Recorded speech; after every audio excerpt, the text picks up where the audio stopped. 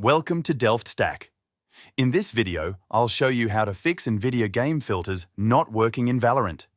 First, open the Windows search menu and type Graphics Settings.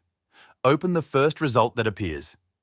In the Settings window, click on Advanced Graphics Settings and make sure Hardware-Accelerated GPU Scheduling is enabled.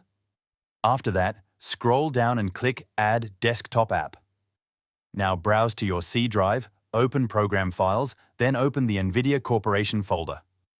Open the Nvidia App folder, then open the CEF folder and add the Nvidia App executable.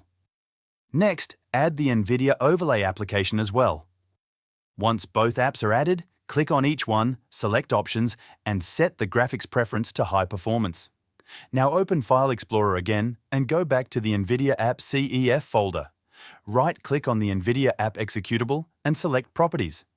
Open the Compatibility tab and enable Run this program as administrator. Click Apply and then OK.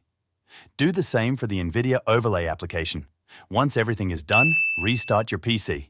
Thanks for watching.